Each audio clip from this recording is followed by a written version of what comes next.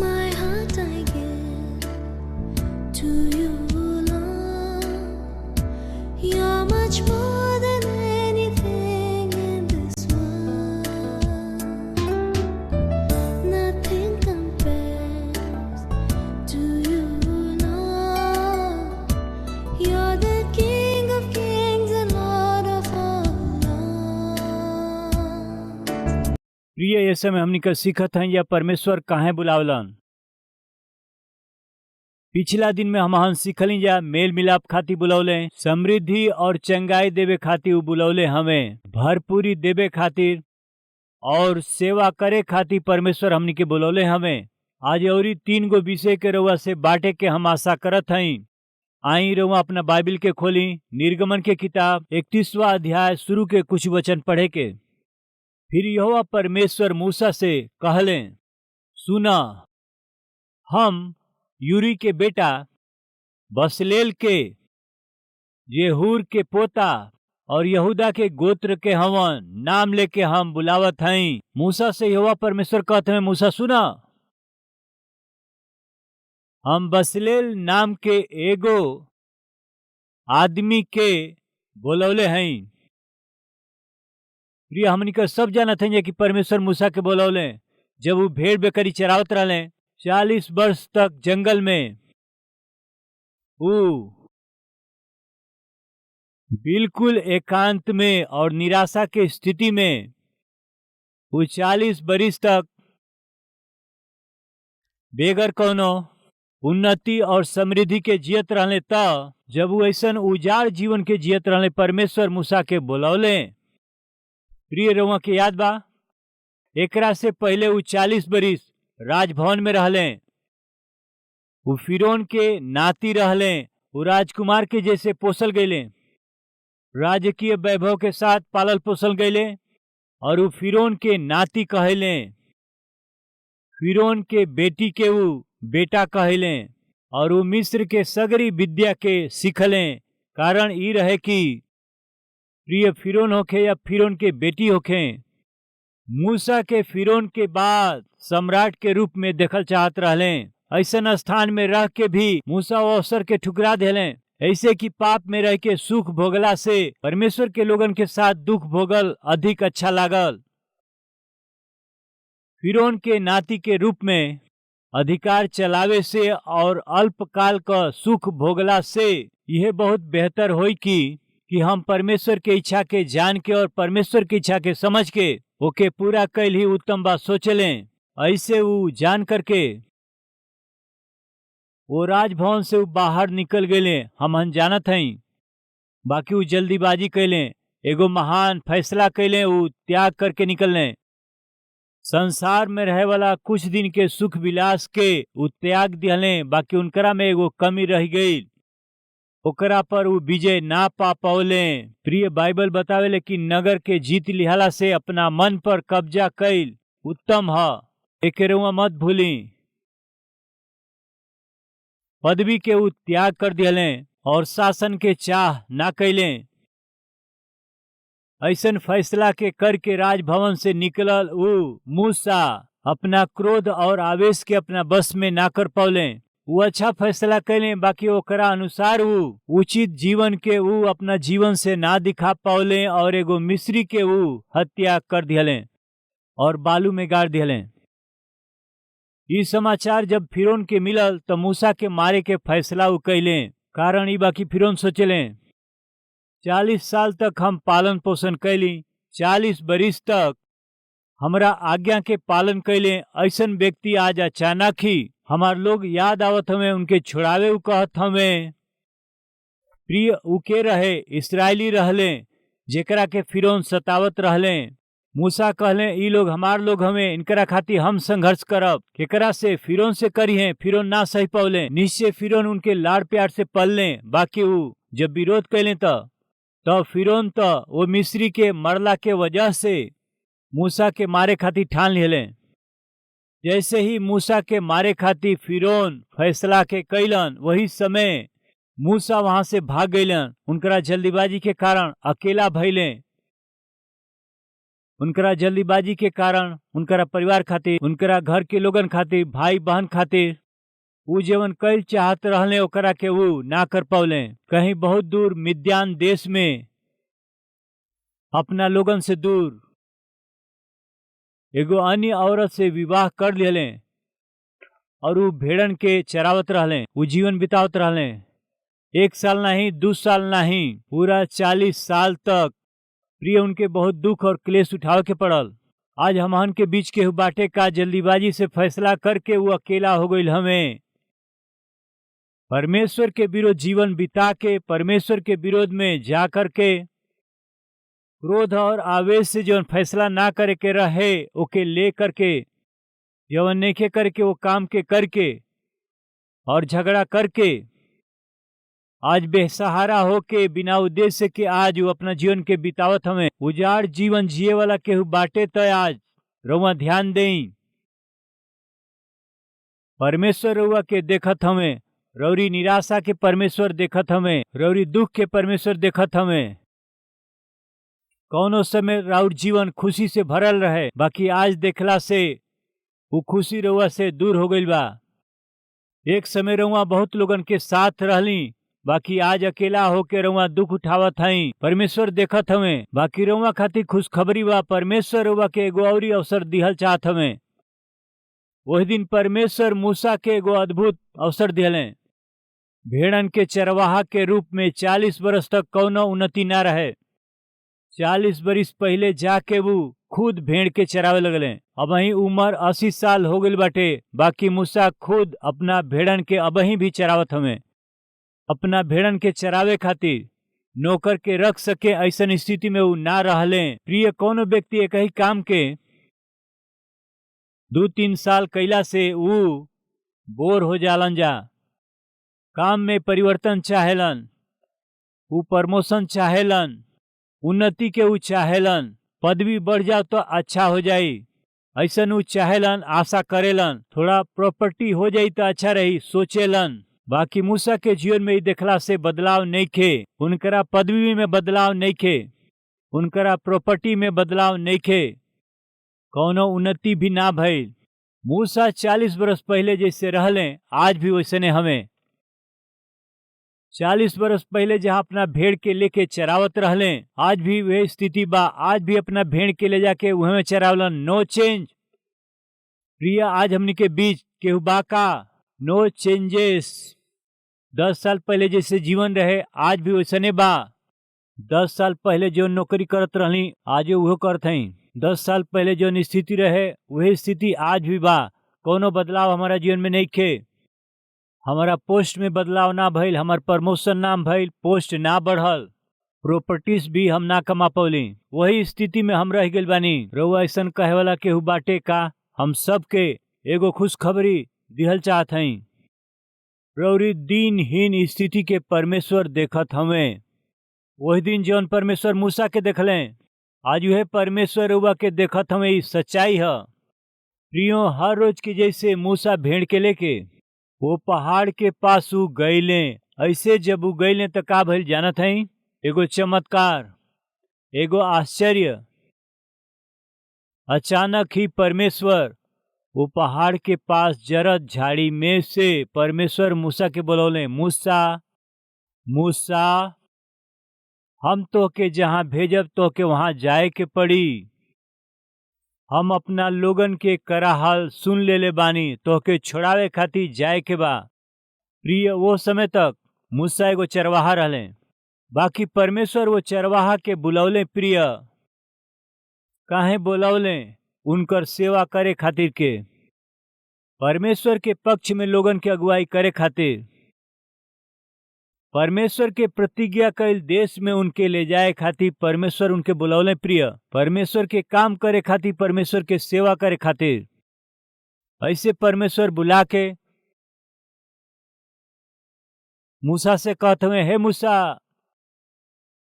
अपना पांव से जूती के उतार द। ई काहे खातिर? काहे कि जौन स्थान में तू खड़ा बड़ा पवित्र भूमि है, जूती के उतार द। ऐसे परमेश्वर के कहला के कारण का है जानत हई? सामान्यतः हमनी का जूता पहन के बहुत से स्थान में घूमत फिरत रहिला। हमहन के जनला बिना ही हमनी के जूता में गंदगी लाग जाला। ऐसे जब हमहन बाहर से घर में आइला तो अपना जूता के निकाल लेला, काहे कि हमहन बहुत से स्थान में घूमले हई जा। वो जूता में कुछ न कुछ गंदगी या मिट्टी निश्चित लागल हुई। यही खातिर से तू ओके उतार द। हमरा पास आइल चाहत हव, वो अद्भुत दृश्य का हवे तू देखल चाहत हव, तो अपवित्र चीज के अपना से दूर कर। प्रियो, आज परमेश्वर रउआ के हमरा के काहे बोलौले हमन पवित्र जीवन बितावे खातिर। कुरिन्थियन के लिखल पौलुस प्रेरित के पहला पत्री 2 वचन के 3 लाइन, और पवित्र बनावे खातिर रउआ बुलावल गईल हई जा। यह तरह से पौलुस अपना पत्री के शुरुआत करेलन। प्रिय, परमेश्वर काहे बुलावलन? पवित्र होके खातिर हमहन बुलावल गईल हई। प्रिय भाई, प्रिय बहन, सुनत हई जा? परमेश्वर हमरा के तोहरा के काहे बुलावले? कहाँ से बुलावले? पतरस के पहला पत्री 2 अध्याय 9 पद, पर तू एगो चुनल वंश, राजपदधारी, याजक के समाज और पवित्र लोग, परमेश्वर के निज प्रजा हुआ। ए खातिर की जे तोहरा के अंधकार से अपना अद्भुत ज्योति में बोलौले हमें उनकरा गुण के रुआ प्रकट करी। तो के अंधकार में से अपना अद्भुत ज्योति में बुलौले बाड़न, उनकर गुण प्रकट कर। बुलावल गईल बाणे, काहे खातिर बुलावल हमें? बाइबल बतावेले कि जे तोहरा के अंधकार में से अद्भुत ज्योति में बुलौले बाटे उनकर। प्रिय लोग, परमेश्वर के गुण का हवे? उनकर स्वभाव कैसन बा? उनकर प्रेम कैसे बा? उनकर क्षमा करे के गुण कैसन बा? उनकर धीरज और संयम कैसन बा? उनकर क्रूस का बलिदान कैसन बा? यह प्रचार करे खातिर हमन बुलावल हई। कुरिन्थियन के पत्री में पौलुस लिखत हमें, हमहन पवित्र होके खातिर बुलावल गईल हई जा। प्रेरित पतरस कहेलन, प्रकट करे खातिर बुलावल हई जा। का प्रकट करे खातिर बुलावल हई जा? मसीह के गुण के प्रकट करे खातिर परमेश्वर बुलावले हमें। प्रिय, परमेश्वर मूसा के बुलावले, काहे खातिर बुलावले जानत है रेवा? लोगन के अगुवाई करे खातिर बुलावले। ऐसे बुलावे से पहले परमेश्वर का कहले, अपना जूती के उतार द। प्रिय, जूता कैसे बनेला? विभिन्न जूता के देखे लीजा। ये दिनन में रबर से बनावत हमें, सिंथेटिक बनावत हमें। बाकी सामान्यतः जूता, चप्पल चमड़ा से बनावल जाला। चमड़ा से बनावल जाला, वो जानवर के चमड़ा से बनावल जाला। प्रिय, चमड़ा शरीर के अभिलाषा के दिखावेला। परमेश्वर मूसा से कहले, अपना जूता के उतार द, यानी शरीर के अभिलाषा के दूर कर। अब समझ में आयल रहूँगा के शारीरिक क्रिया के छोड़ द, यानी शरीर के काम तो प्रगट बाटे। हुका हुए गलातियों के पत्री 5वां अध्याय 19 पद, शरीर के काम तो प्रगट बा, यानी व्यभिचार, गंदा काम, मूर्ति पूजा, टोना, बैर, झगड़ा, ईर्ष्या, क्रोध, विरोध, फूट, विधर्म, डाह, मतवालापन, लीला कीड़ा और एकरा जैसे और काम हवे। प्रिय लोग, इस शरीर के काम हवे।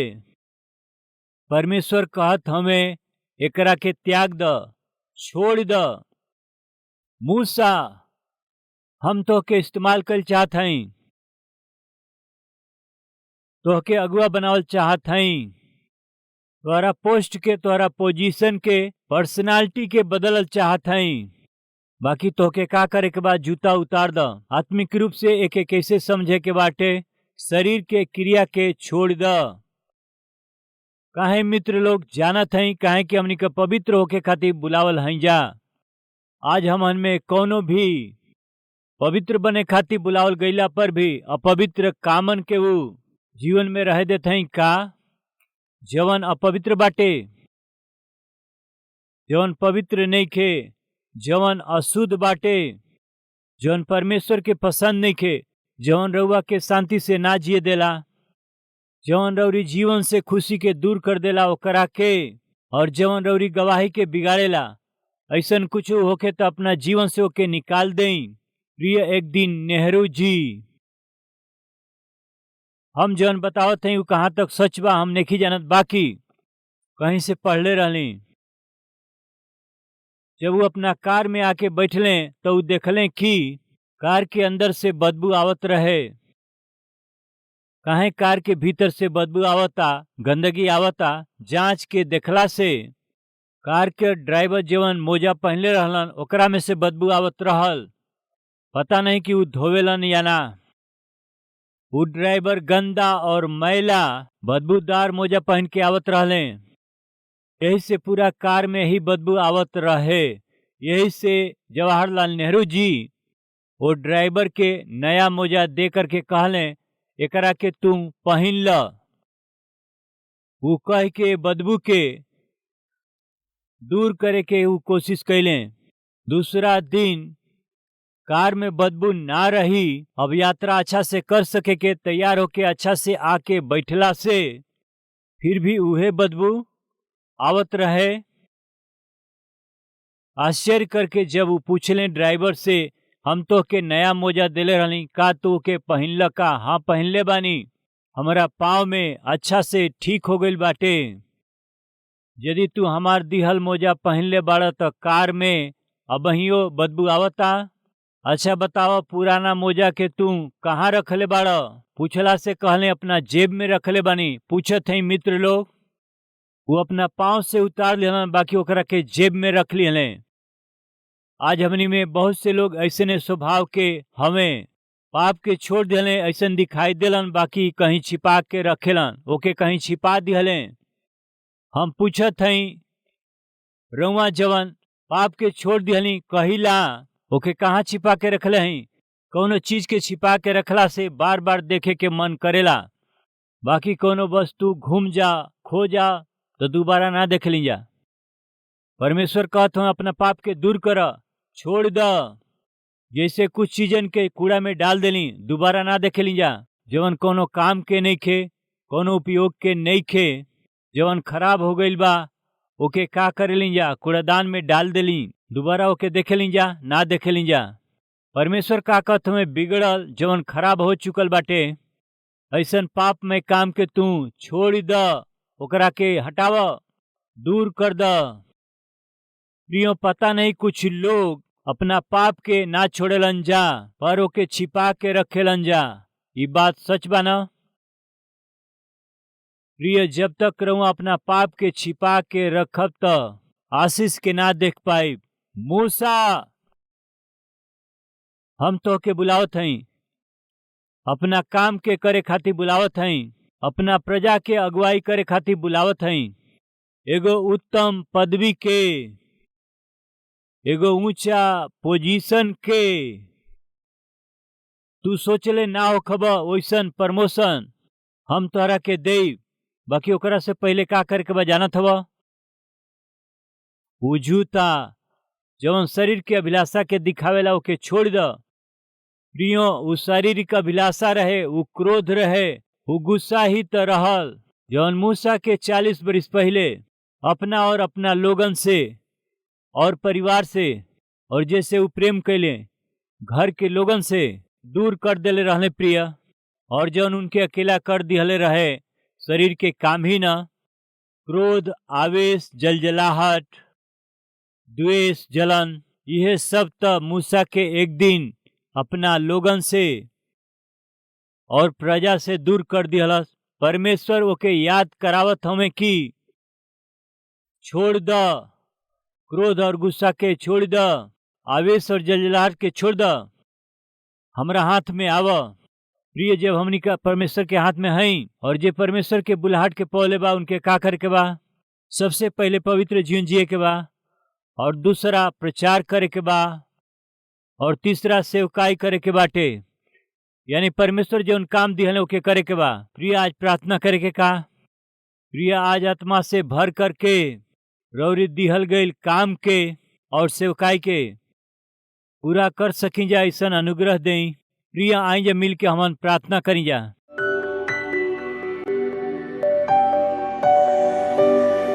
महान प्रेमी पिता परमेश्वर, रउआ हमनी के बुलावत हई पवित्र जीवन जिए खातिर, मसीह के गुण के प्रचार करे खातिर और काम करे खातिर और सेवकाई करे खातिर और अगुआ बनावे खातिर के रउआ बुलावत हई। रउआ हमरा के काहे बुलावत हई ओकरा के जान करके पिता रउआ हमहन के अपना आत्मा के जरिए देवे वाला सामर्थ के हमहन पा के अद्भुत जीवन बिता सकी जा। ऐसा सौभाग्य रौरी नाम के महिमा करे खातिर अनुग्रह हम सब के रउआ दें, यीशु मसीह के नाम से मांगत हई पिताजी, आमीन।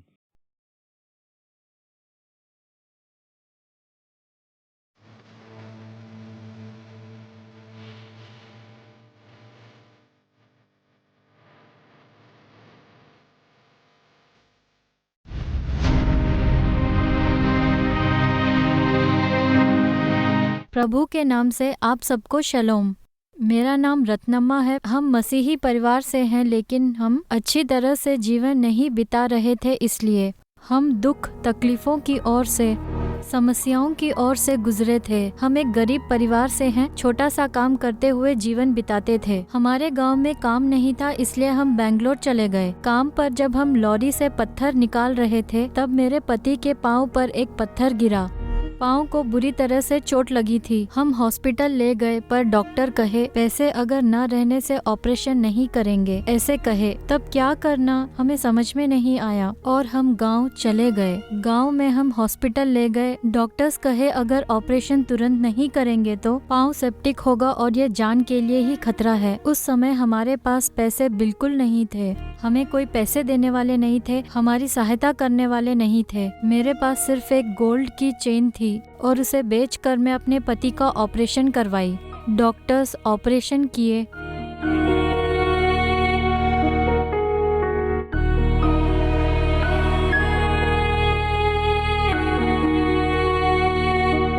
मेरे पति घर पर ही थे और मैं अपने परिवार का पालन पोषण करने के लिए छोटा सा काम करती थी। तब मुझे पेट में एक रसोली की तरह आ गया था। मैं हॉस्पिटल गई। डॉक्टर कहे तुरंत ऑपरेशन करना चाहिए, नहीं तो ये कैंसर के रूप में बदल जाएगा। हमारे रिश्तेदारों की सहायता से मैं ऑपरेशन करवाई। आर्थिक समस्याओं के कारण हम काम के लिए हैदराबाद गए। हफ्ते में सिर्फ एक दिन काम मिलता था, बाकी के दिन ऐसे ही रहते थे। हम 3 दिन में एक बार भोजन करते थे।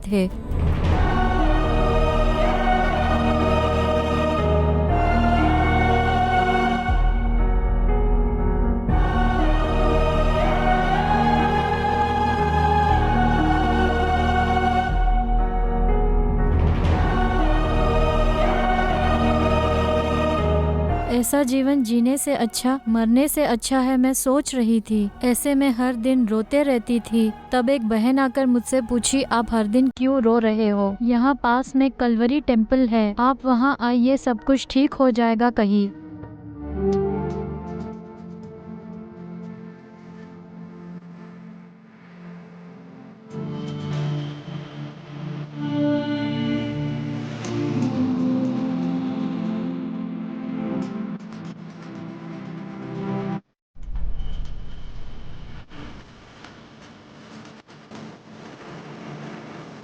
तब एक रविवार पहली बार हम कलवरी टेम्पल गए। वहाँ पर वचन के द्वारा प्रभु हमसे बात किए। पहले आपके पास तो सब कुछ था, लेकिन आपने सब कुछ खो दिया है। सब कुछ खो कर एक बेसहारा जैसे बन गए हैं। आज आप एक बुरी परिस्थिति में हैं। आप बीमारी में पड़े हुए हैं। आप कर्जे में डूब गए हैं और अपमानित हो रहे हैं। क्या हम इसमें से कभी बाहर निकल पाएंगे? क्या हम कभी भले दिन देख पाएंगे? क्या परमेश्वर हमें कभी सुधारेंगे? क्या परमेश्वर हम पर फिर से अनुग्रह करेंगे? क्या वो हमें फिर से ये लौटाएंगे?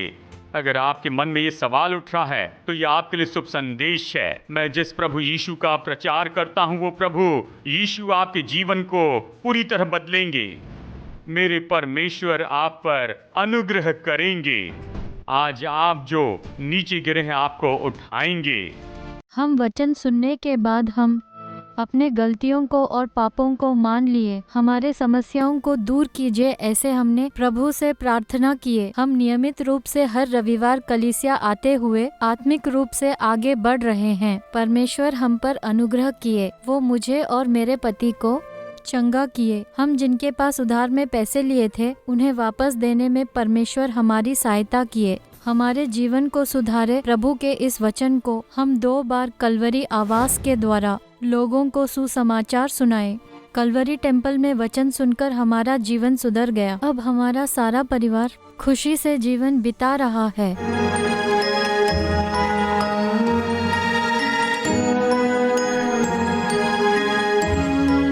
आज हमारे परिवार में इस खुशी का कारण है कलवरी टेम्पल में कहा हुआ वचन। प्रभु के वचन के द्वारा हमारे जीवन को सुधारने वाले प्रभु के दास सतीश कुमार जी को हमारा धन्यवाद। जब हम भटक गए थे हमारे जीवन को ठीक किए।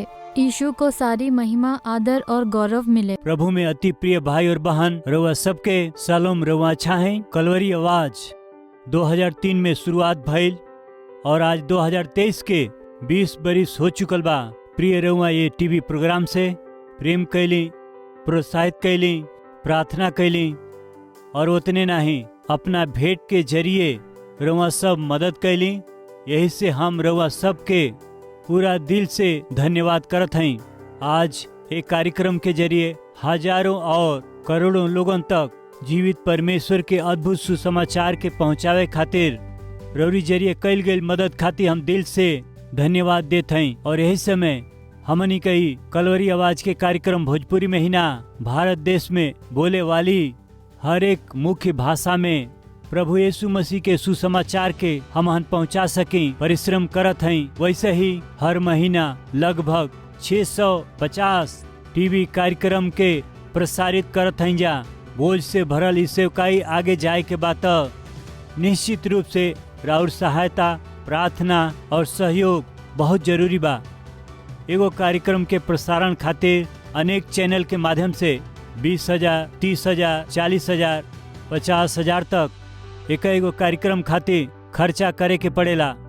प्रभु यदि रउआ के अगुवाई करें तो ये टीवी कार्यक्रम के मदद करे खातिर रउरी मन में बोझ दिहला से निश्चय प्रार्थना करके ये सेवकाई के मदद करी। हम चाहत हैं प्रिय हैदराबाद में हर शनिवार के होखे वाला स्पॉन्सर मीट में रउआ शामिल होके रौरी परिवार की ओर से एगो टीवी कार्यक्रम के सहायता कैला के जरिए सुसमाचार के लाखों लोगन तक पहुंचाई। हम विनती करत हैं प्रिय ये हफ्ता में परिवार में केहू को जन्मदिन बाका या परमेश्वर रौरी जीवन में कोनो शुभ काम कैले हमें का, रौरी प्रार्थना के जवाब देले हमें का देले हुआ अंतकार धन्यवादी होके कलवरी आवाज के मदद करब या परमेश्वर संतान के आशीष देले, नामकरण करे के होके, अक्षर अभ्यास करे के हो, अन्न सेवन करे के होके, ये शुभ काम के हमारा हाथ के जरिए रौरी बच्चन के जीवन में करवावे के आशा करत हैं। तो शनिवार के कलवरी के आवाज के सहायता करके रौरी जीवन के शुभ काम के हमारा साथे खुशी मनावे खातिर रउआ सबके हम प्रेम से स्वागत करत हैं। यानी हमारा परिश्रम में रउआ सहभागी होके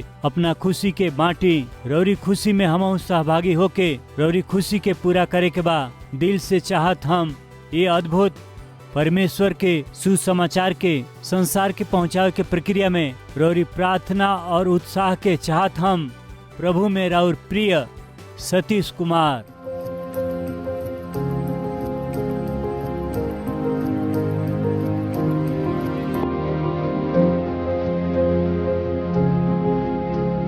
हमार पता बा कलवरी post box number 30 Kukatpally Hyderabad 72